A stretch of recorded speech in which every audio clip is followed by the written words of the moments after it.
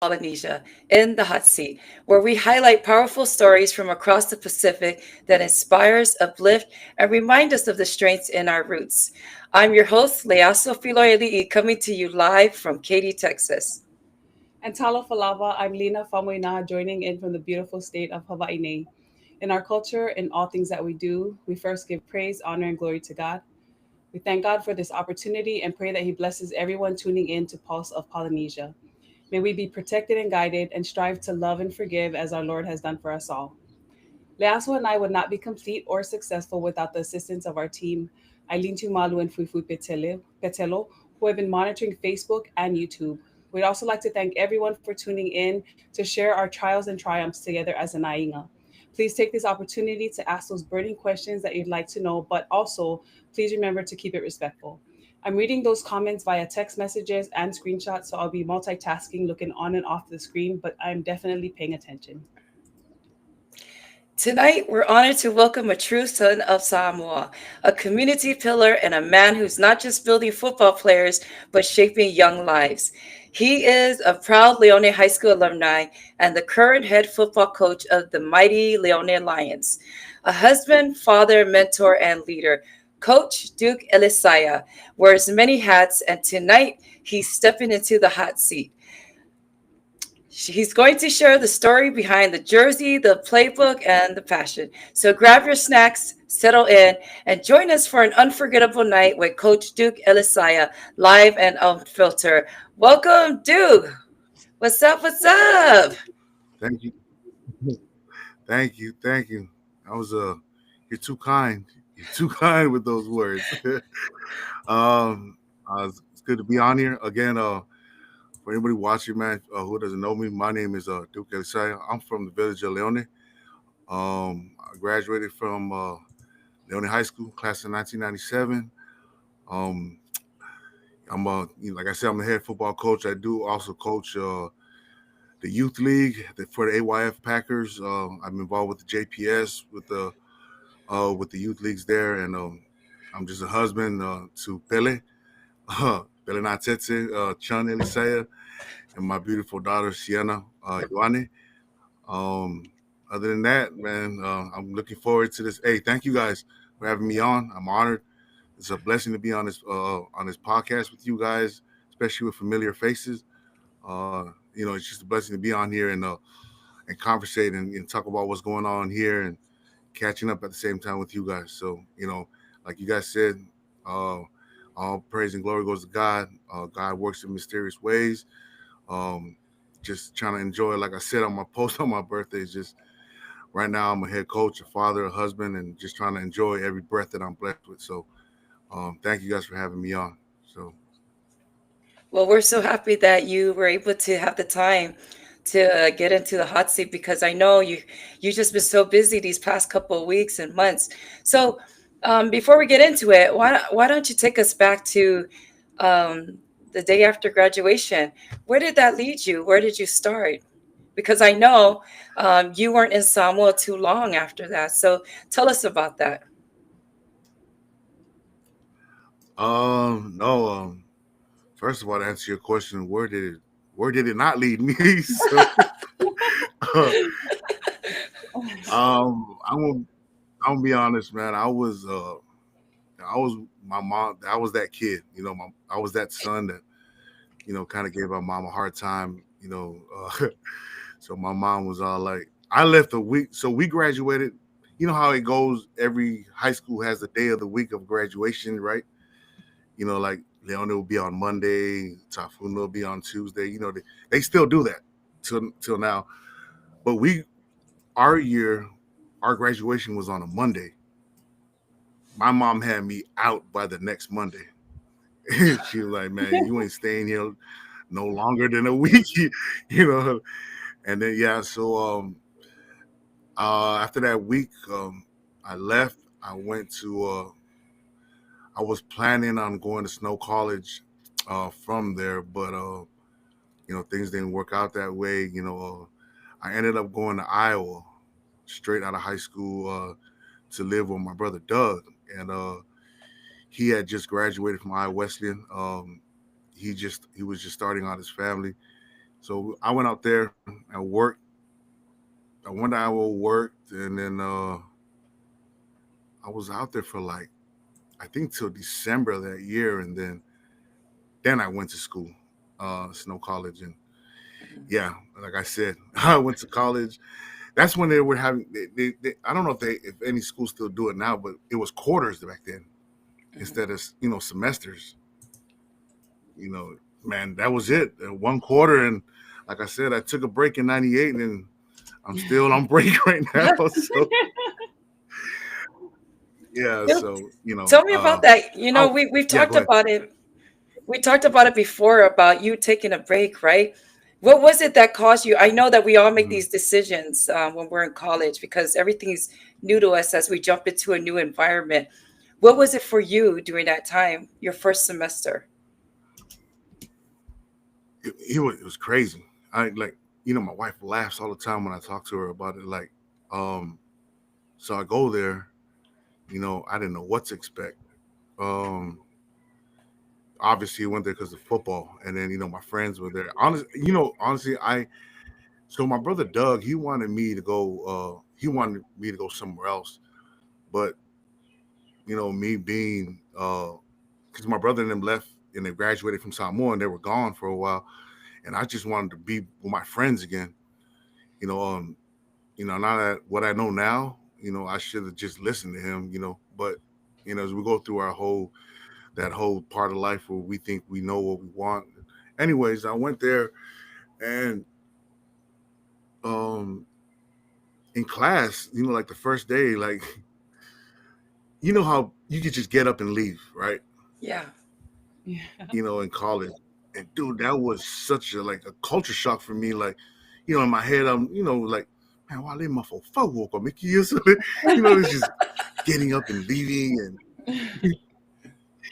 and then, like at the end of class, I'm sitting over there, everybody getting up. I was like, man, I didn't even hear a bell, man. Like, I'm still stuck in Samoa, and then it was so funny because the first time I ever did it, like get up and leave while the teacher was talking, man, like my hand was shaking. I was nervous, man. And then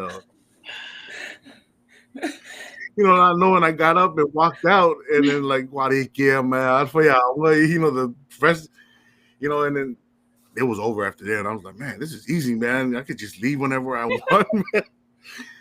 But yeah, but it was such a culture shock, like time, like the first time I woke up like at 12 in the afternoon and nobody was yelling, nobody was telling me to do this and that. It's like halfway through the day, and I'm like, Sully, man, this is life, man. We can get up whenever we want, man. Yeah, so that's how it quickly went downhill for my college career and everything like that. So, but it's I if there's one thing I found out about it, if you're not mentally ready or prepared, to go to college, man, it's not gonna work, man. You gotta, for me, man, I think I looked at it as it was more of a my situation was like more of a freedom thing. I don't know if Mhm. that makes sense. It's like, man, I'm free now. Like I can do what I want. I can get up whenever I want. I don't have to go to class if I don't have to go to class. And then, I wasn't prepared mentally to make those kind of decisions, and so, you know, you reap what you sow. Yeah. I mean, I tell the kids all the time, what you put in is what you get out. And I didn't put in much, man, when I was in college, and I didn't get much out of it. So, and that's all on me. So, but that was that. You know, uh, yeah. So So what did you do that's right it. after? That's I moved to California. I went to California like 90% of the sound ones. Went out there, got a job, and then just kept saying, yeah, I'm just gonna go work for a year and then go back to school. And then the next year, I'm gonna go back to school. And then, Mhm. the more I kept saying it, the further away I got from it. And just um, I went to California. Worked, and then that's why I was laughing with you when you were saying if I knew anybody in certain states where the kids go, because man, like I don't think we have enough time on here for me to pinpoint my tour I went on because because I lived in California, then I Hawaii, you know, Utah, where else, man? Even in Iowa, in the Midwest, went back and forth from Hawaii and California and Utah. It was just I was just moving around. It was that whole thing, the spare of the moment thing. I never lived in this for a while. I never lived in the same state for over a year and a half, Mm. and then, that's why I was laugh with a lot of my siblings, and it's, that's how you're doing good in life is when you have the same cell number for a long time. I never did. It's always a different number, a different number. So, What took you calling on that journey cousins to these and different places? Did you just go, want to just be at different places, or the excitement? Because that takes a lot of uh, guts too, right? Coming from home and just going, where I give props to people that can go and stay at different places with, was it family? Did you stay with, or just working yeah, hard? it was family. It was family and just like um, I tell my family all the time. Now that I'm in the position that I am, I appreciate them because man, if it was anybody else, man, they would have kicked me out of the house a long time ago. You know what I'm saying? Like, you know, but, every time I go back to California, Utah, and we sit down and we hang out, I always tell them how grateful I am to them, for dealing with me, man, putting up with me. Because, honestly, um, I don't hide anything from the kids, from the football kids, and I tell them everything I went through, and I tell them always, man, if you're out there trying to go for something, make sure you stay on track. And if people take care of you, man, be grateful for it, and don't become that guy that I don't want them.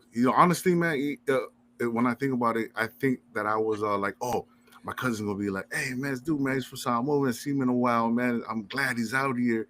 And then I just kind of rode that wave until it got old, and then I'm gonna take my surfboard to the next beach and look for another wave. You were But networking, I just remember? let yeah, yeah. I mean, like we talked last, so and man, it's been coming in handy lately with Yes. the Yeah. position I'm in now. I I'm so appreciative to those same people. Here's one thing: if there's one thing that I thank God for, other than keeping me alive and safe, is um, He always knew who to place around me. Like I was always around good people, and I still keep in touch with them now, and I have no shame, not shame, but I just have no problem calling them or reaching out when it comes to the kids. Like, hey man, we're coming up there. I mean, if you're available, thank you. If you're not, that's okay. I know life is busy, so it's been coming. It's been a blessing to keep in touch with them, and Yeah. so Duke, how did you end up deciding to go back to Samoa? um a person. Oh no, honest. First of all, it was our boat, our Taimah boat. I think it was 2000, towards the ending of 2015. I was in Utah, and then I started seeing all these posts from my village in Leone, here in Leone, that they were about to bless the boat. And man, growing up in Samoa, I remember some of my older cousins or older boys here from Leone. They used to always row either for Vailoa or Nuuli, you know. And then you see that, and you just wish. I mean, I always wish we had a Yeah. boat. And then that year I seen that, and I was all like, man. And I wanted to talk to my brother. I was like, told him, man. And like I told you, I haven't been back since '03, and this was 2015. So, I went again. Thank God for FMLA, and you know, they took a leave of absence for 4 months. I took a leave of absence for 4 months, and I came home right. before Christmas of 2015, and then uh, trained and got on, and then while I was here, it and rowing was, man, it's probably the biggest for me. That was like the biggest service I could do for my village and my family. Mhm. Um, I take pride in it. I'll never forget it. And so that's how I ended up back here in Samoa. That was my first time back in Samoa. I think it was almost 13 years since I left. And then so that's how I ended up back here. We have a question online from Brother Tassi. He asks, what is the biggest challenge our student athletes face today? Do they have better exposure and opportunities compared to back then? Mhm. Um, yes. First of all, from the get is because of social media.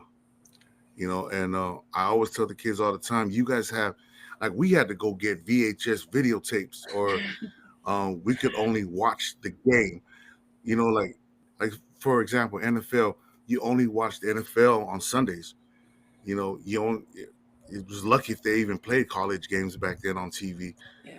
Now, everything's on the phone. Uh, Exposure, yes, it's better now because you could sell yourself on social media, and that's what I always try to tell the kids.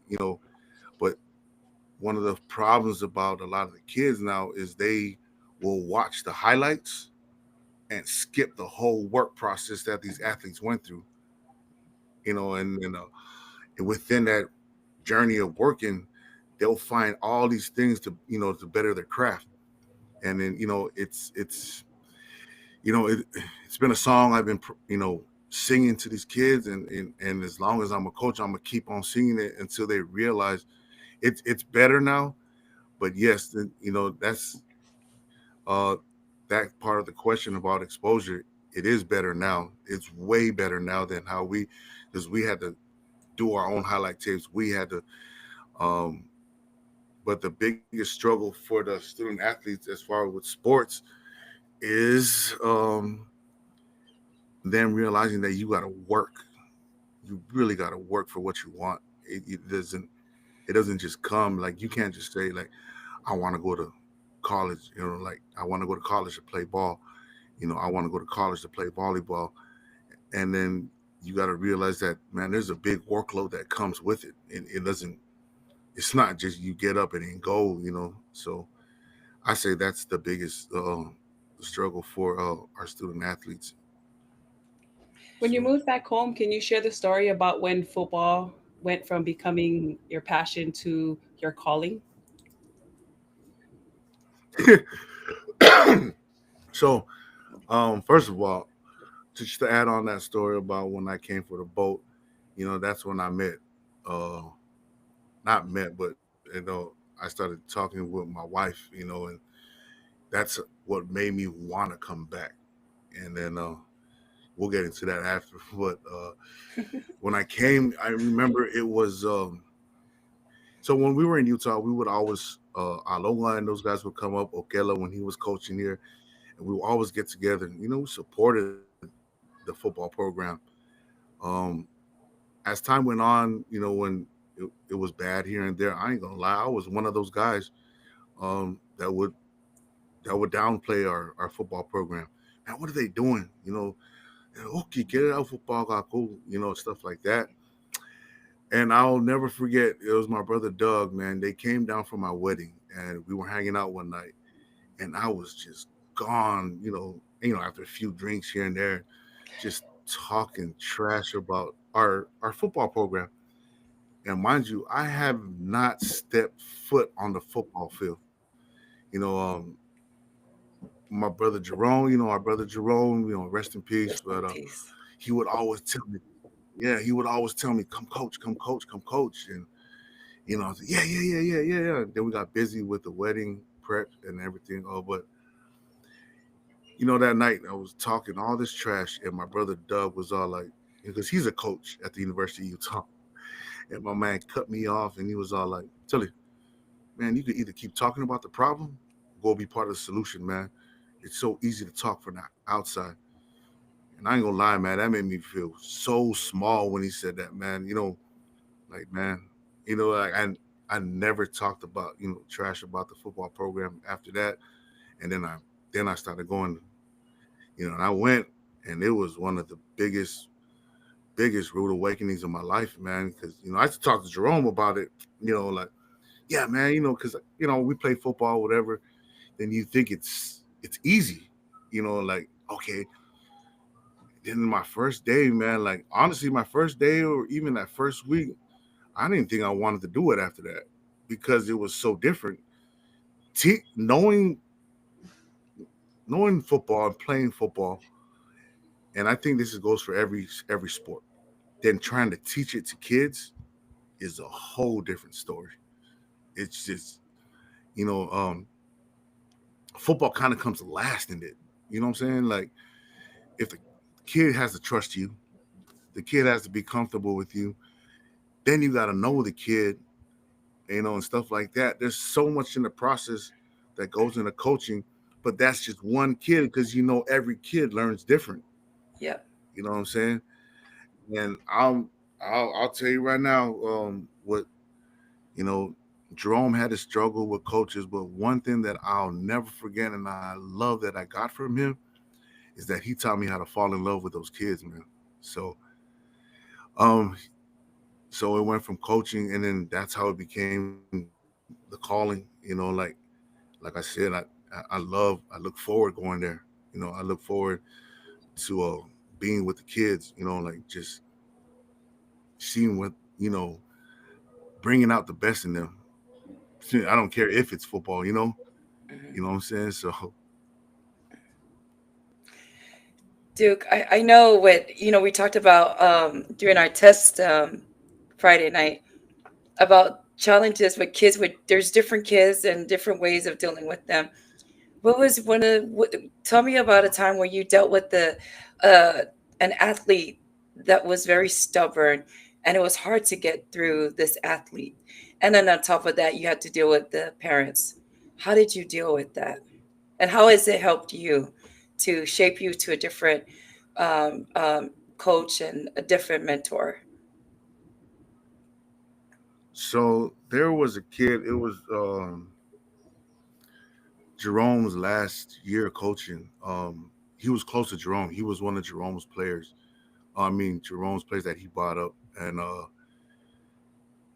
I felt like he didn't. It was, he would listen to Jerome, and then if I try to tell him something, he's like, yeah, yeah, yeah, but he would. Anyways, I always thought like he would get into fights here and there, and I was like, man, I don't know, man, that kid, um, you try not to say he's a bad kid. I don't believe that there's any bad kids. I believe that they're all good kids that make bad decisions sometimes. Mhm. Anyways, um, one day Jerome calls me and he goes, Sully, can you go pick up Gumilla? That's his name. I go, why?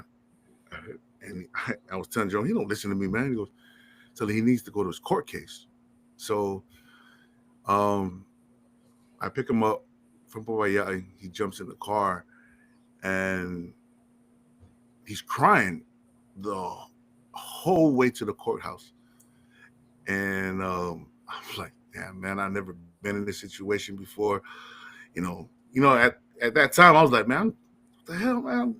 I'm here to coach football, man. Oh, but and then I asked him what happened, man, and he said, unfortunately, his dad, you know, unfortunately, he was on some drugs and everything, and had an altercation. His dad was just kind of flipping out, and then he had a scratch, and it was bad, you know. But I could tell it took him a while to tell me the story while we were driving, and he's crying at the same time. The only reason I asked him what happened is because I wanted some time to try to figure out what to say to him. I don't know if that makes sense, man. I've never been in that situation, man. Like, and so I just try to comfort him and be there for him. Then we get to the courthouse, and this is how I knew it was bad. we're sitting there waiting to see the judge, and a car starts revving its engine outside, and he goes, Coach Lokomala. And I was like, what? Nothing away. And he goes, Moka, and my man was so spooked, man. Um, and 10 minutes later, his dad walks in. He walks in and he's just going off, like just talking and talking. And I knew, he was on something. And 20 minutes talking like that. And this is what he says. Messi didn't away. Edie coach gets up and leaves. And I'm looking at the door and I hear this kid like, sniffling, like I know he's crying, but like, I'm, man, my mind was blown. Like, what do I, what I'm saying? Like, what do I do now? Like, what do I say? And then I turn around and rub his back. And then, fortunately, man, like 10 minutes after that, the judge calls and we go in. And one of the public defenders, I think he was a ref, Mike White. And Mike looks back and he goes, Coach. I go, hey. He goes, this is your son? I was all like, no, he plays football for me. And he goes, well, where's his parents? I go, I don't know. And then he goes, he needs his parents. I go, man, if he plays for me, he's my son, man. So the judge just, gave him a different court date. Anyways, we jump back in the car and he cries. He's crying. And I'm just telling him, man, and man, just, I'll pray for you, man. And I hope you feel, I know it sucks being in this situation, just trying to, because, man, like, that's one of the worst things for me is like, at that time, because I didn't know how to approach that. I didn't know the perfect words, and I felt so bad for him. So, but here's one thing that I know. I asked him, and he was all like, no, coach, can we go to practice? So my man cried all the way. When we parked on the field and he opened the door, he had the biggest smile on his face. And that's when I found out, like, football, for some of these kids, it's their escape. You know what I'm saying? So it's I'll never forget that. When I learned that lesson, that's why no matter how much I yell at them, I know some of these kids, this is all they got. And then when they leave, you just pray to God that it works out. You pray to God that they're going to be safe. You pray to God that they're going to eat at home. And then some of us are fortunate to have good families, good parents to go home to. And then you don't ever want to think it's like that for kids here. But when you see it firsthand, it's hard to even try to give up on them, like, or have that feeling, man, I'm done. Then you think, and then I think about those kind of situations. So that's the only way you could deal with it is when they're with you. I tell the parents all the time, when your kid is with me, when I make that point about when your kid is with me, I try not to make it. I try my best to let them know it's not about football. I'm gonna make sure that they're loved and they're safe and they're cared for. So that's what you just try to do the best with parents. Like that. Just try to sell yourself so they will feel comfortable with their kid being with you. So We have a comment on here from Sister Stacia. She said, I saw you and your wife, along with the staff, love on the team. I also heard you speak life into the players. So keep up the awesome encouragement as a coach, as well as a father figure that the young sons of Samoa may be missing at home. I appreciate that. Um, you always try to wish for a platform you can to reach the kids, and then when you get it, I don't know if you guys. I know you guys heard this saying, man. I try not to be that guy that gets hit from this saying when they say everybody wants to be the man until it's time to be the man, you know. So I try to now that I'm a coach and I'm in a position for the kids to listen, um, I try to, like I said, I don't hide anything from them, man. I tell them, man, if there was if there was a word called a life effort, man, in a dictionary, man, you probably see me with a big smile like that. That's the picture right there. So, but I use that, I use that to my advantage to make sure to save these kids some time and trouble, from going down that path, man. Like if I see them going down the path, man, I always try to tell them, I know where that ends up at. I'm gonna tell you right now, it ain't nothing but heartache and you know what I'm saying, wasted time down that path. So I appreciate that, but we life's all about progression, right? So we try to leave this world better than it was when we got it. So that's what I try to do every day. I'm sure you're currently making a lot of sacrifices, right? Continuing to coach, but can you share the story about your life sacrifice that you had to make with career and coaching? A lot of people may not know, and I think that was a huge sacrifice personally for yourself and your family. But can you share that with everyone?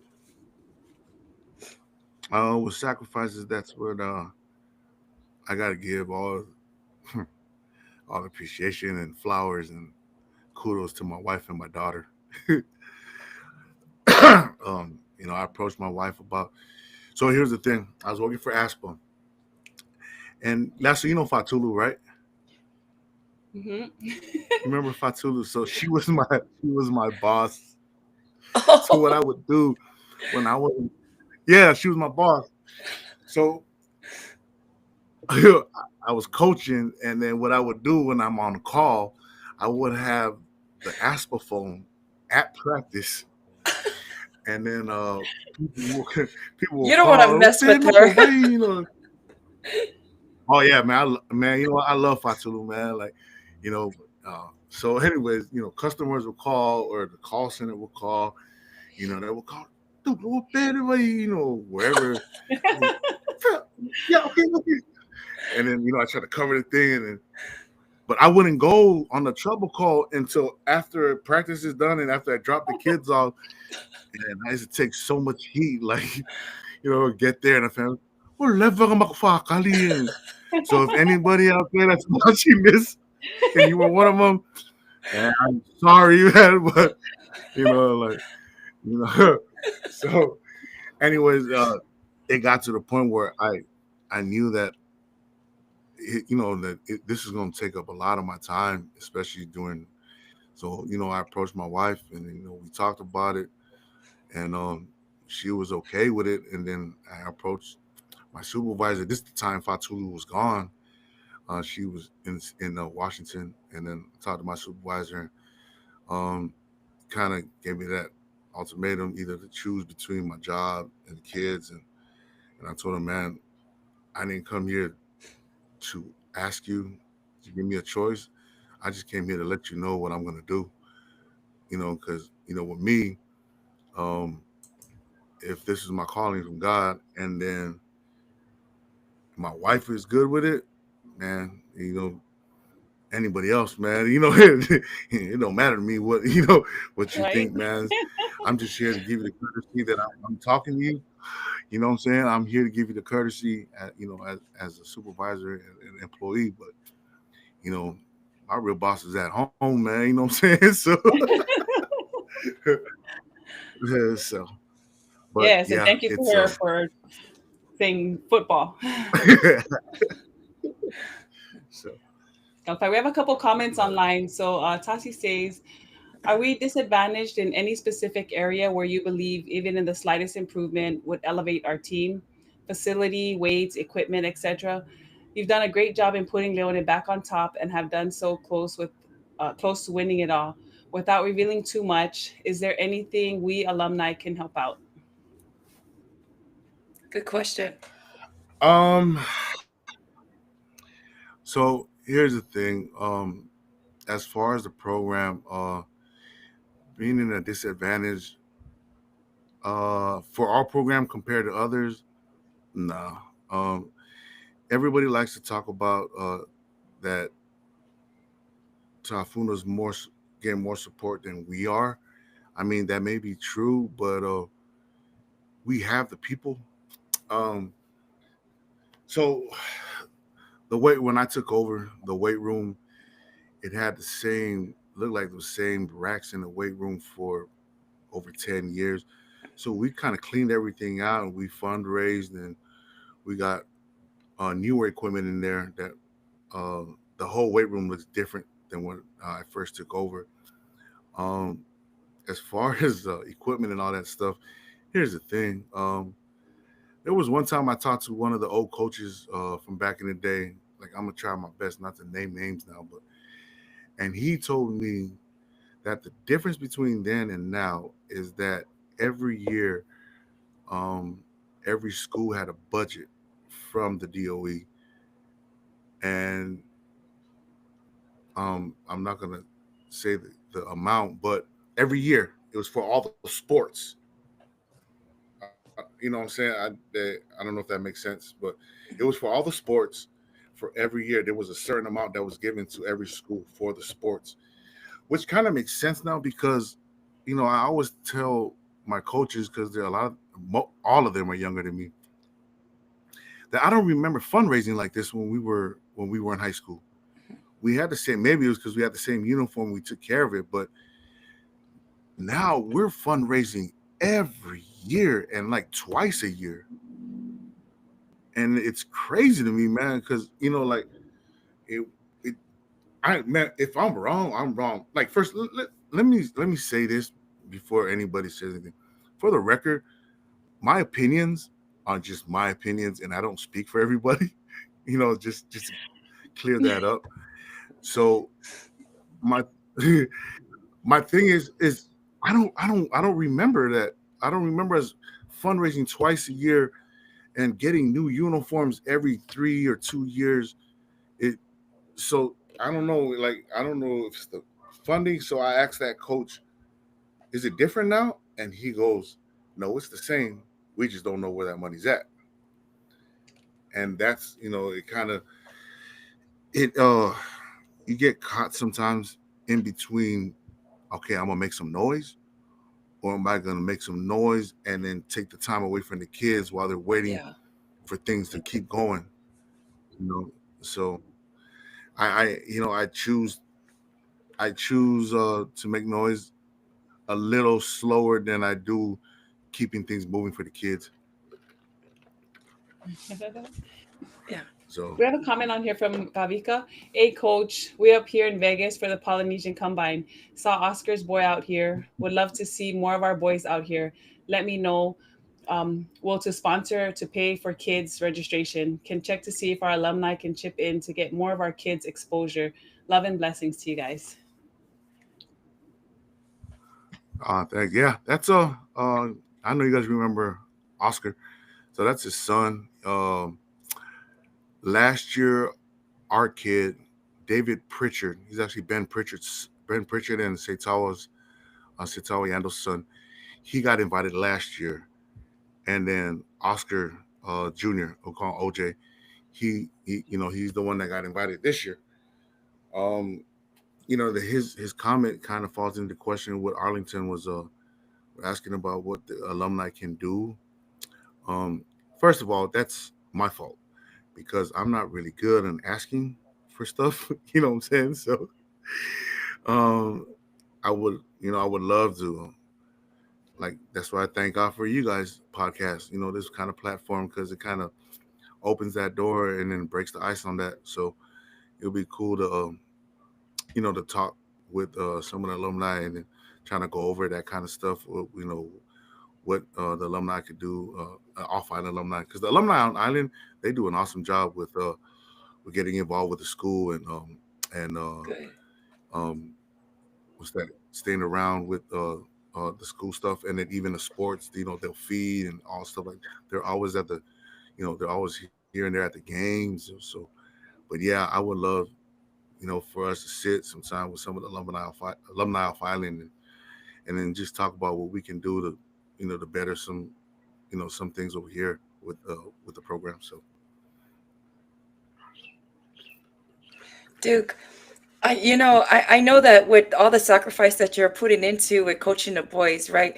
Are the boys are we are we are we losing benefits for the boys and opportunities that they're not being able to reach and grasp because of where they're in Samoa? Are we limiting them for those opportunities? And does it have to do? Of course, I you mentioned money, but what are we doing to make up for the short of money that's coming in to support these boys, having them go out off island to attend these combines, attend these camps? Well, the one of the hardest things is that where we're at, you know, um, getting invitation. So like getting so Texas, Hawaii, whatever. Getting an invitation up there is different than getting an invitation here, because first the airfares, like we talked about and everything like that. That's why recruiting is hard here in Samoa. There's a lot of things we'll get into it, but first of all, um, so if I'm a if I'm like a head coach or athletic director, if I'm not fully sold or guaranteed that that kid from Samoa is gonna come and make a quick impact on my football team, why am I gonna spend this money to fly this coach down there, and knowing that there's 2 flights a week, then that means I gotta put them up in a hotel for like a week. You know what I'm saying? Um, I the thing is, so like the money thing we're talking about, it's more of a, if the parents here were knowledgeable about it, just because I know if they don't recruit strong, then it quickly goes to like, man, like they don't care about the kids here and stuff like that. It's hard because they got so many hoops they got to jump through to come here to recruit. I don't know if that makes sense, Yes. and Yeah. so like if the parents understand that college ball it's a business. No matter how you look at it, it's a business. And then I get our kids ready for that. I talk to them about it. I tell them how it is, because if your dream is the NFL, man, the NFL is it's 10 times worse than the college on the business side. Like you could be the best receiver today in practice. You sprain that ankle, there's a chance that you're gonna be gone the next day, because let's just be real. If you're not valuable to me, I'm not gonna spend this money on you. I don't know if that makes sense. So, but that's what it is about being recruiting in Samoa, and that's why I love the parents around the program now, the football program, because they're starting to find out that. So the money thing, first of all, how to pay for college. They're starting to know that, man, I don't have to be known as one of the rich people in Samoa for my kid to go to college. There's options, and there's ways to help my kid, to help pay for my kid's education to go, to go to college, and I love that, man. And so they're being more sold on um, that college is an option, you know. So that part with the money thing, and then um, because like I told you guys, man, that word offer and exposure, it's like sometimes it's like poison here, because some people just throw it out, and like, man, if I was one of those parents that wasn't knowledgeable about it, if I hear offer and I just watch football, you tell me offer, I'm like, oh, my son's gonna be on scholarship, and it's not that's not always the case. So Mm. Brother Tati says, thanks, coach. okay, So, are there some of the but things I know you're saying, like investing in the boys? Like, I love that you say it's not only about football, right? Your first priority is to take yeah, care of the boys, right? Make sure they have somewhere safe to be and learn on other things in life. Um, as part of that connection, you educating the parents and the boys on uh, how to get like financial aid or scholarships, or going out. Do you find yourself doing all that as well? well, fortunately, I'm lucky that Bella used to work for, I think, the admissions, at a university. I think at Troy University. So she knows that whole loop. So it's kind of like I take care of the football side of stuff, and then when it comes to admissions and financial aid, she has all the info for that. Like I said, you're gonna have to go to her because she didn't take a break after that one quarter. You know what I'm saying? She finished, you know, I'm over here. I go, Sully, when you walk off the field, because you know they all call her mom, so I'm coach here, and then when you walk off the field for that stuff, yeah, oh cool, yeah, mom, you know, so but yeah, but you know, she you know, my wife, she talks to me about it, you know, and then gives me pointers here and there, and then kind of explains to me about the paying options, you know, like financial aid and all that stuff, and then how financial aid works, and then scholarships, and then um stuff like that, and then so you know, it's been it's been good because when we do talk to, but the problem is that you know, I'm not gonna. I think it's getting the parents when we do have to meet. It's hard to get in one place to meet to go over that, and then because then you just find yourself repeating yourself. You know, like one parent saying the same thing to the second parent, saying the same thing to the.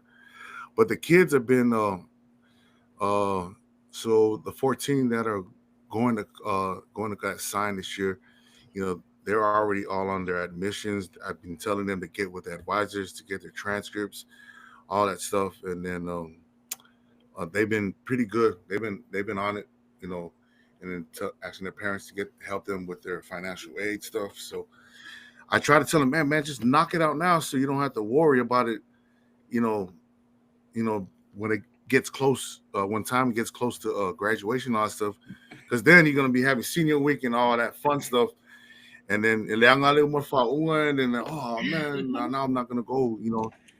So Yeah, and let me just add to this. So all those parents are that's out there in Samoa, and this is for everybody here in America too. Um, the latest that you sign up for your financial aid, your student loan, the less money you'll start to receive. So the earlier you sign up for your financial aid student loan, the more money that's available for you to be able to grasp for your child. So don't delay. And then when you wonder why you got money that needs to come out of your own pocket, this is the reason why. So it's very important to follow through with coach, and and also behind a good man, there's always that strong woman. So good job, Billy. Right. Yes. And congratulations on those 14 as well in your team. Um, how do you balance coaching, being a husband and a father?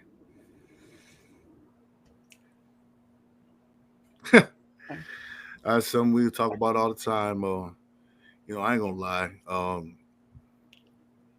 What's that? Me and my wife always talk about that, and she's always hounding me about, um, you know, if you're a great coach, man, you got to be a great husband and a father at home. And you know, I ain't gonna lie. You know, I fall short a lot of times. You know, and I say, hey man, come on, babe, I'm a guy, man. We're always in work in progress, man. Almost like Anyway, yeah. So for real, but I try, try my hardest, and you know, so me with noticing things at football that I catch on real quick. You know, I try to bring that home so that I catch on stuff that I know I'm kind of like, you know, falling off on, and but I try to keep football separated from the family, but it's hard because all my players know my daughter. They all call my wife mom. You know, when they get a no from me, they run to her, and stuff like that. So they know after practice. So we have these routes after practice, right? So I'll take the Alatawa kids, and Pele would take some of the kids that go to Powai'i, stuff like that. But them fools notice when she stops at the store after practice. I don't. So then you'll see like, "Oh, can we start switching routes?" I said, I don't care. You can switch routes. If that I love water, you it. better hope that water keeps your throat wet all the way till you get home, because I two stops, man. One to where you live at, and then one when I get home. But um, yeah, it's been a journey and a blessing for our home. You know, it's always like a year round thing. I was like, man, I wouldn't do this, and then there's always something that comes up with the kids, and but she teaches at the college, and then my daughter, She plays volleyball, and then it's just constantly moving. Constantly moving. So, but we roll with the punches, and then just try to make the best of it every day. Good or bad. At the end of the day, man, just do the best you can. So We have a question online. So Brother Tasi is asking, we hear about the drug problem in Tutuila. Can you share whether this is a problem that has affected our athletes, or if the ICE problem affected families or villages? yeah, it does concern with the villages and everything like that. That's why um, I can honestly say since I started coaching, with Okela and then Jerome and then taking over, it's gone much better, especially for the students because when I first got there, I've noticed, man, there was kids on it, like high school kids, man, like they were going that way, just and the best thing I could do because you can't reach into every home. I don't know if that makes sense to you guys. You can't go to every home. So when we have them, sorry, when we have them at the football field or at the school, um, we try to kind of brainwash them out of that. I don't know if that makes sense, and just show them. And here's what's been helping a lot: the boys that have been going off to college, these guys are starting to see a whole different picture now. Like, dude, um, this is not impossible. We can go. We can actually go. You know what I'm saying? So, um, it is it's been a problem, uh, but you just try to fight it the best way. What you got, you use what you got, and then trying to fight it that way. I don't know if that makes sense to you guys, but I try to use football and then football reaching to those parents through football with the kids. So because I heard this thing from when I went to a coaches convention in Vegas. One of the coaches said, and I think this has to do with when they go home and what's around their village or whatever city they live in. He said the biggest worry that we got to worry about with coaches is when kids go back home or to where they're from and get deprogrammed from what we've been teaching them when they're with us. You know, so and When I you think say it falls deprogram, for the when you say deprogram, what are you talking about? You being influenced by family back home, influenced by what's going on in the environment back home? yeah. So we all talked about kids come from different backgrounds, and if they have trouble at home and everything, that if they're getting you know verbally abused or whatever, any kind of bad situation at home, when they're with us, we love them. We teach them football. We care about them. We joke with them. They open up within those 2 hours. It's so crucial because after those 2 hours, they go back to that. And I'm not saying every home is bad, but what I'm saying, the kids that do have those situations at home, that's why I said when they when they leave you, you just gotta pray that they're safe, that they're eating, that they're loved, stuff like that. Now I'm not a in no way am I saying I'm a perfect person, but I just hope that these kids are getting what we give them at practice at home as well. Uh, you know, So that's what I know that's what he meant by being deprogrammed. Because if they come from a bad situation at home, we have 2 hours, and that's why I told them coaches, man, it, when parents give us their kids that 2 hours, man, we got to do all like we even got to be drained after that 2 hours. Like, man, I just gave them all I had. Now I got to go back and reset, and then come back and do it again the next day. So I wanted to also add to that a question pretty much. When these kids go back home, right? And then, so for me, high school, I love basketball. yeah, I played, even I would do that to avoid doing fouls at home and getting fussy from my mom. So I would go to basketball practice or go to Lions Park to play basketball. until it's dark and whatever's. But I get it. They do this to, a lot of times is to get Yeah. away from things. How does that transition when they go to college, when they come to America? It's different. How can we prepare them for what's going on in their own lives in Samoa? Taking them out of Samoa, put them in America, they're now in college. How can we prepare them so that when they go to America, they'll be able to utilize within those 2 hours that they had each day with their coach and the times that they had with good mentors? How can we be able to let them utilize what they've learned, the good things, to push them in America in whatever they chose to do, college or work? Well, so with the 2 hours that we were talking about, that I told the staff that it's crucial. I think it helps when they do go to college, because when they get to college, this is what I tell the kids all the time.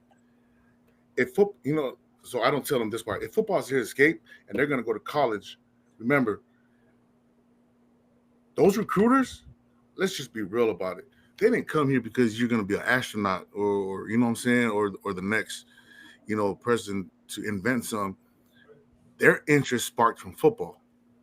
So now when you go up there and they're around that football environment at the same time, every time we have them for those 2 hours, that we're prepping them for that life off island. If football's their escape and they're at, some of them, it works out for some of them, it doesn't. But as long as they were, the kids that it works out for, the kid that it doesn't, when they're in high school, I'm still giving them the same message, whether, you know what I'm saying, which category they fall in. So when they go to college and they're around football all the time, sometimes it works out because that's their escape, and then now they attached onto it, and then they adjust. It's kind of hard to explain. So like, it's like at the school when I tell some parents or even some teachers that if there's a kid struggling in school but he's good in sports, I'm going to use sports to keep him in school. Does that make sense? Yeah. Yeah. Like we gotta use what they're strong at, and then school is the main point. Academics is the main point. But if they don't like going to class, or they don't like, then we gotta use this sports thing to keep them there. And then that's why football stuff for us, it's year round, so that we keep them. Like, some of them get frustrated with it, that because that break from after the season to the next season is long, you know. But you try to just keep busy all year long, so that they'll they'll they'll stay with it, and at the same time they're still going. Because I tell the kids all the time, man, the path to the football field, man, it goes through the classrooms. It's not the other way around. You know, you gotta be in, you gotta go to school, you gotta study and everything like that. Yeah, coach, well, we practice after. I'm like, hey man, that's a choice you made. And that's why I keep telling you guys that you guys are not the same than every other student. You guys have to do more. Now, I'm not trying to be a jerk or anything, but if this is not for you, then it's not for you. I will not love you any less. But if you decide to come here, just know that it's hard, especially with football. Uh, The reason why a lot of kids don't want to play football is because you work out all year round, and then even when the season starts, you practice a whole week and only play one game a week. And then it's even worse on a bye week. So it's and it teaches you how to work. How to work, Yeah. and how to face adversity, man. That's the thing. And to have that competitive attitude, you kind of really need that, because I feel like Yeah. you take that competitive attitude, you take it also into school. Like, oh, I'm going to show you I'm not dumb. I'm going to show Yeah. you I can do this, you know. Yep.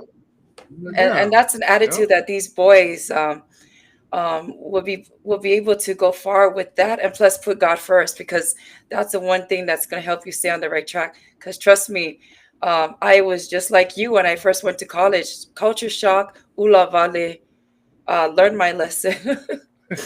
But I wanted to also add another thing, another question in regards to all the high schools in American Samoa. Tell us about the championship. What happened this last year? What was it that tough? Was it Tafuna that won championship? Am I correct? You know, the last 3 years. Yes. So what's going on, Duke? What's going on? What is it that what are we missing that you feel like we need the boys need to work on, the school needs to work on, us as a community, alumni at the same time need to help out. What is it? Okay, let's start off with this. That's why I said earlier. What was that? You know, when I told you I would talk trash about the football program, right? Mhm. And when I got into it, that's why, you know, I've caught some negative comments after the championship game this past year, and that's why I don't. You know, it doesn't really bother me. I get it, but I can't react to it. You know what I'm saying? Like, Yeah. you got to take the good with the bad. You know what I'm saying? Yes. That's when you become a leader or something. You got to do that. So here's the thing. Um, when I took over as head coach, everybody had these opinions. You know, of why Leon is this. 'Cause it was bad. I'm telling you. Jerome started cleaning this thing up, and then I just continued on from it. And anyways, it was really bad. I'm talking about the whole energy around the football team, the discipline, just who they were known as on campus, who our kids that went to Leone High School were known as at the football games, starting fights and all that. So when it came to the football program, everybody had an opinion of what was going on, what was wrong with it, this and that. And the more I coached, the more I realized that when we were winning championships back in the day, I think in the 30-year span, there were only two head coaches or three.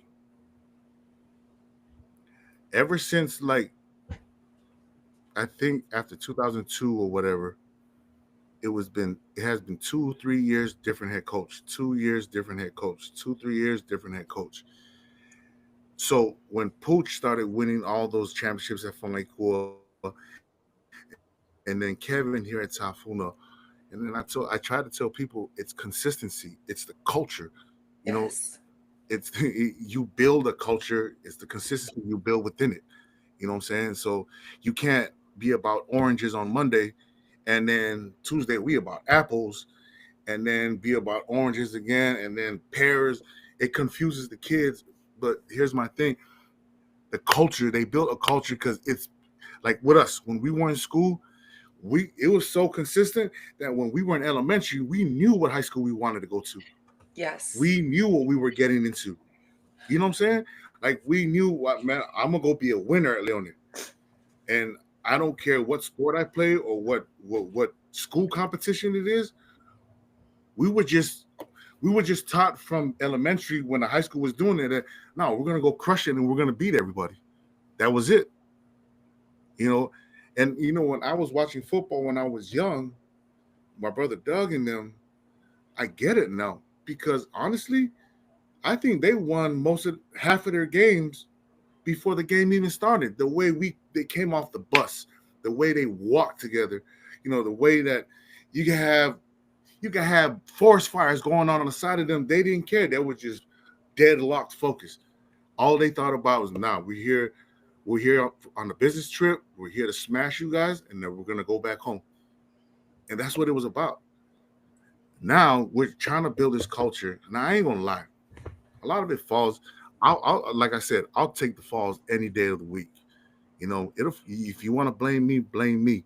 But here's the thing: the kids here at Leone right now are not a part of that culture yet. They're building it, but they're that culture that we have. We're like, I don't give a damn if you won 10 championships and this is a new team. We had that culture like, I'm gonna beat you.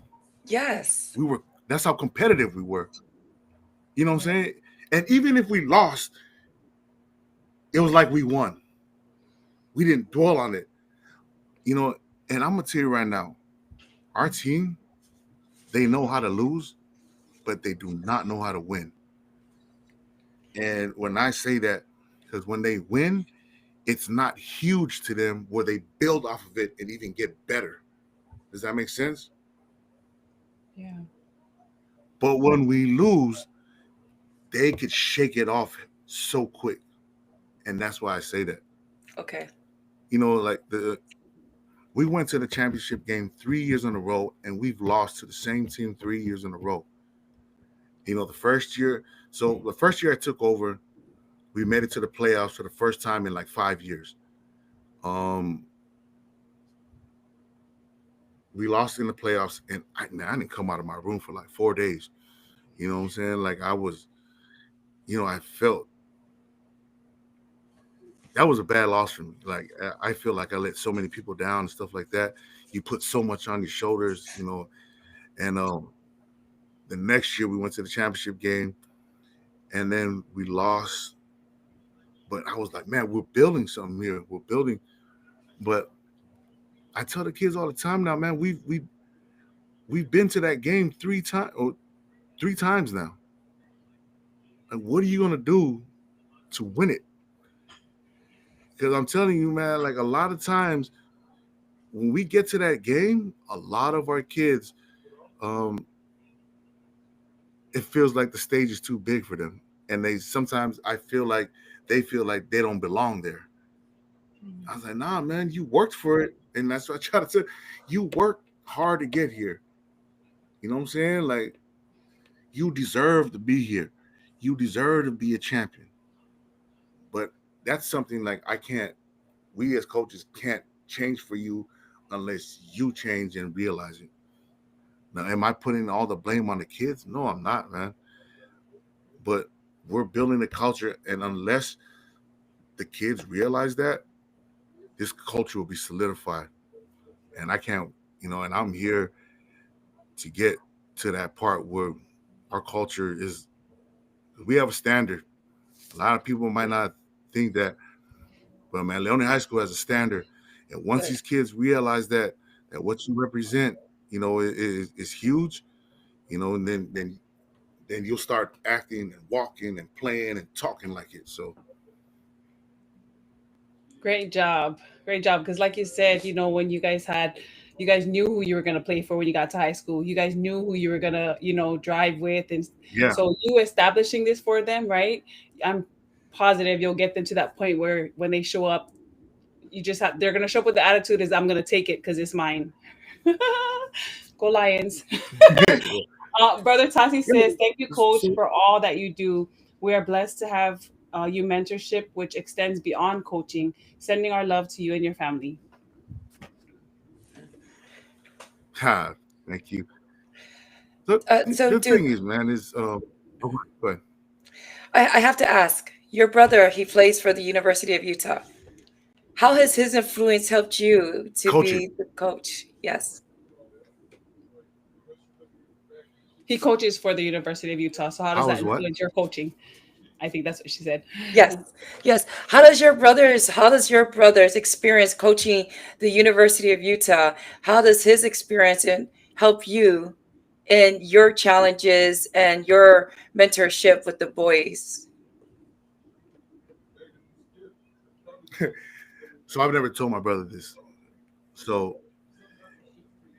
having Doug over there is almost like a cheat code. And what I mean about a cheat code, and it has nothing to do with football schemes or whatever. Having my brother, access to my brother, talking to him, I get to see the end game of college for our boys. Does that make sense? Mhm. Yes. So what to expect from college ball and stuff like that, what goes on, how to work, and how to be driven and stuff like that, because this is how it is in college ball. I get it from him, and then I bring it and I kind of tweak it to the language where the kids will understand. And then I tell them, hey man, this is how it is over there. This is how it is. But so with my brother Doug, so just wanted to share this with you guys. My brother Doug coaches at University of Utah. My brother Dennis coaches high school football in California. My sister Colleen in Hawaii, she coached club volleyball before and high school volleyball. My nephew's been a coach. My nieces play. My oldest brother Pete, he's always busy with his grandkids, sports stuff. So anyways, we always share stories. But with Doug, man, um, just seeing him do what he does, and this is why I love coaching because not a lot of people are blessed to say that they love what they do as for a job. Not a lot of people are blessed to say that. And then he loves it. And then I see him, and then I've seen the fruits of his labors, and just watching him, because he's a strength coach, so he works them out, he runs them. But this is one thing I love about him when I was with him. The last game of the season, he would never stay. So every time he comes out, we say hi, we hang out. But the last home game of the season, he always says, "Hey, let's go, let's go." He always kind of rushes out.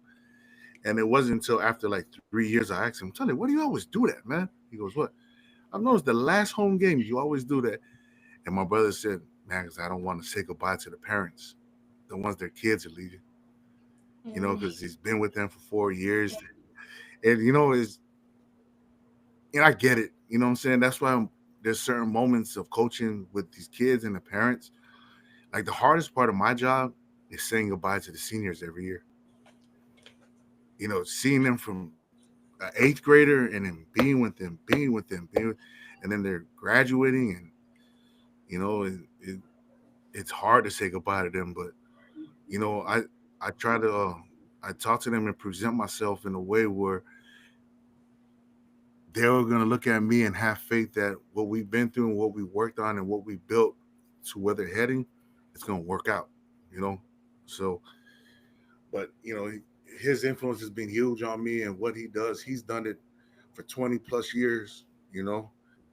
And we're talking about kids from Samoa that are already trained to listen and obey.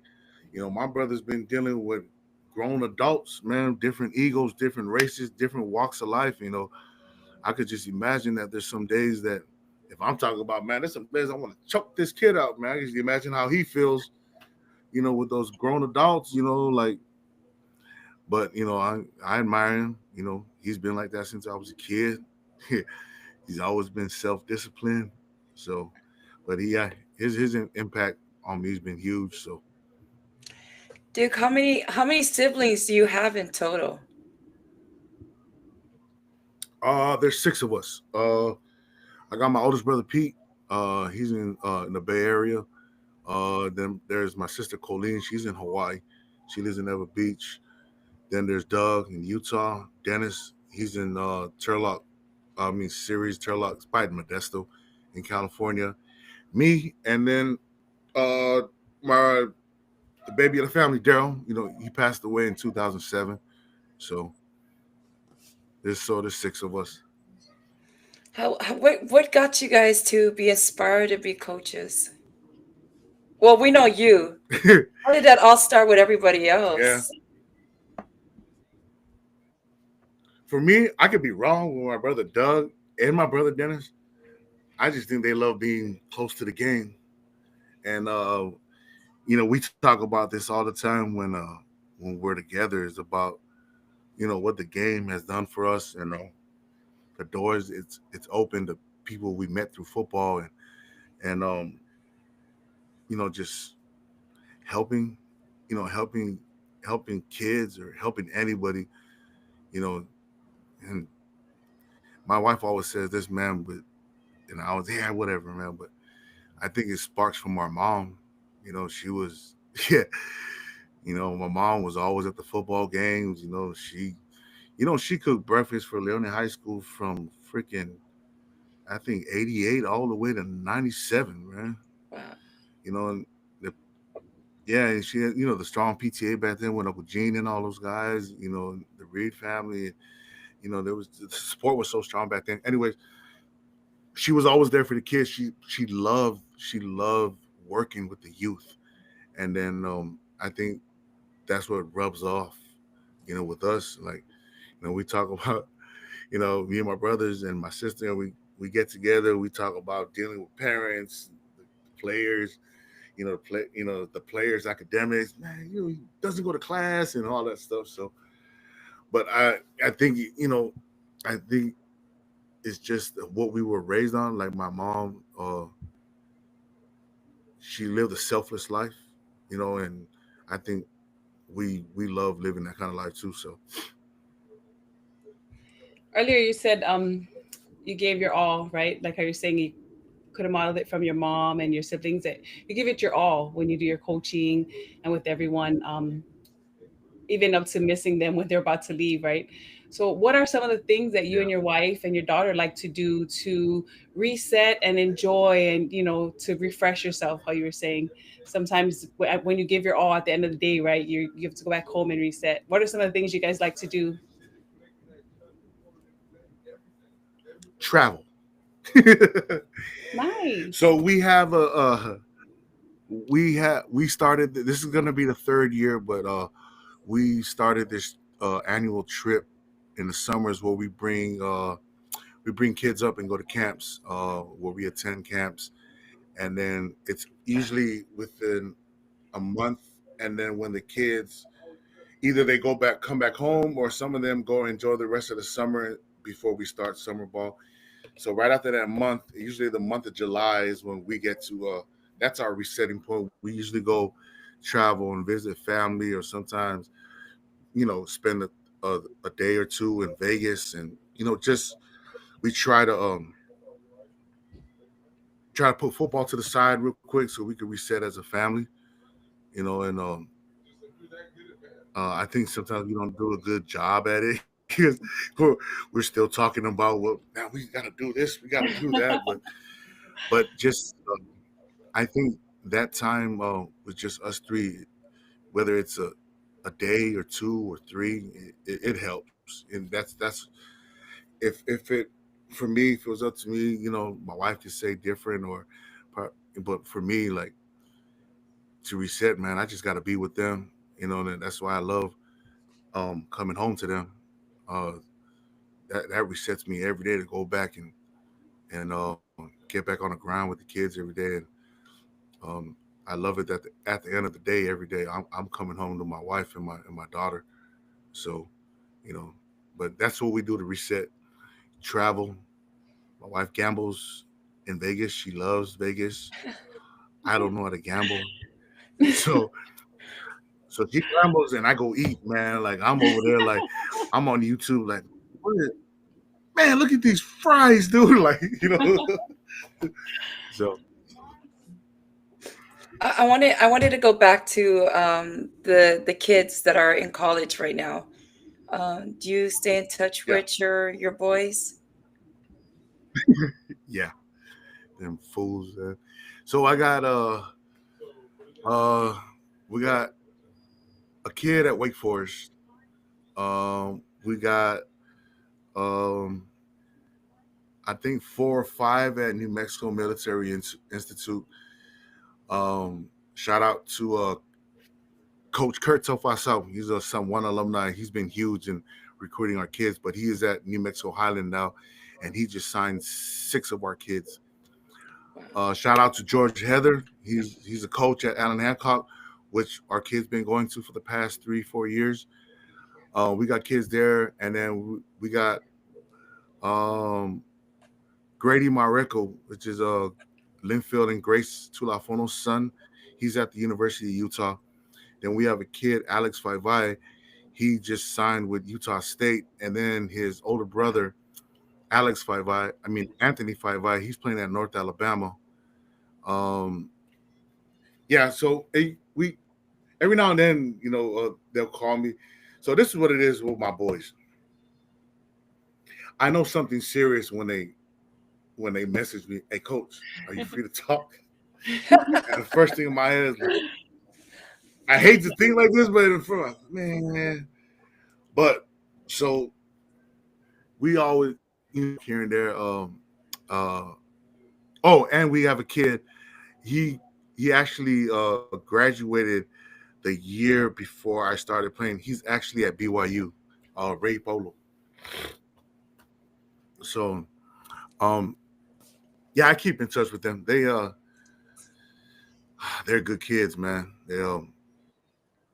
I told them, hey, man, one of these summers we're gonna meet for a 2 day, hangout in Vegas. We'll get an Airbnb and then, just catch up with them and everything like that. But they're doing good. They're doing good. It's funny because when I do talk to them, man, I don't even want to hear about football.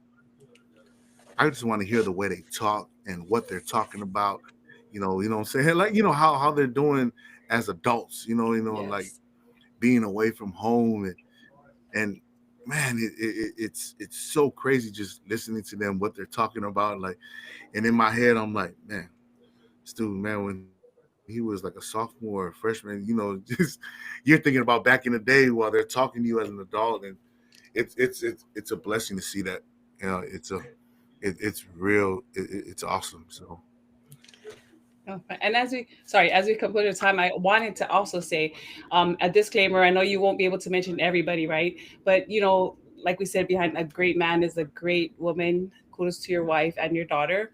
But then also, are there any parts of the team? Because, like you said, it takes a village, right? And I know there's a lot of team moms or team Yeah. dads or coaches. Would you like to give a shout out to, and like I said, I'm sure I don't know if you can name all of them, but at least, to give them some kudos as well.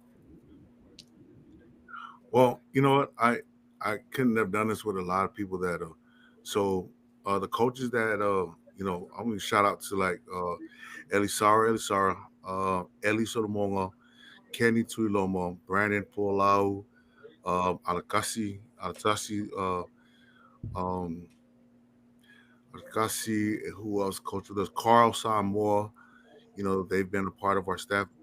Um, our team was Marianne Elisara, uh, Lisa Bartley Fataitai, Raynette Harmon. You got Noti Ta'ai.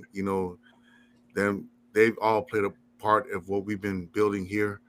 Um, and my coaches right now, Oscar Harmon, Dorian Slavel, uh, Junior, Tafoki. Who else? You got Twine Fataitai, which is Lisa's husband. You know, um, Nema Lang, my younger cousin brother, Alwyn Sorensen, Alex Swafo, and all them. Michael Lelafu too, man. Shout out to all of them.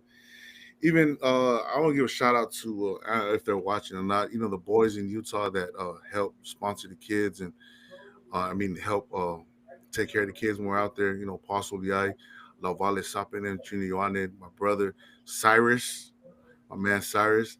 You know, Alex, Samoa, and those guys, Seattle, Umi, Sean, Lydia. They. That's why I said the alumni has been doing a great job off island when we come with the boys and you know like we live by the motto of our school: unity is our strength, man. Like and Yes.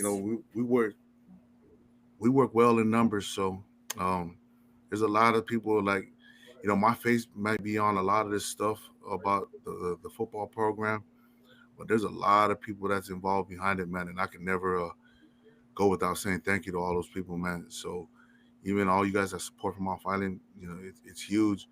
You know, football is football, man, but making these kids feel special, that's the biggest thing. So I appreciate all you guys.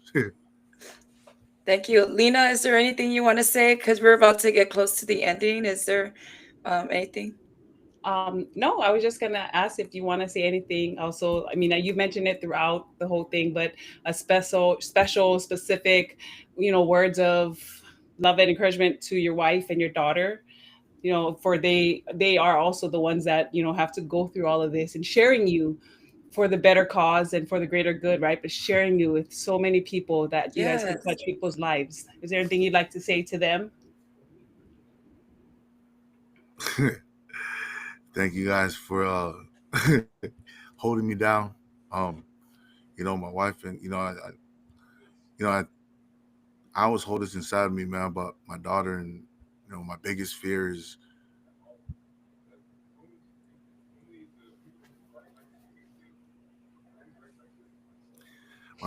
in the future that she resents me for spending so much time on football.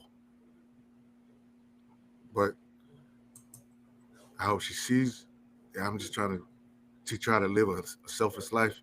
Even my wife does the same thing. She's always there for a lot of people, and I'm horrible on on words directly to my wife, man. But I'll never I'll never go without saying that in front of anybody and any crowd that loves and supports Leone High School football program that the main reason why I can do what I do and I'm good at it is other than God is my wife and my daughter. My wife keeps me on track. She keeps me balanced. She pushes me. She keeps me in check.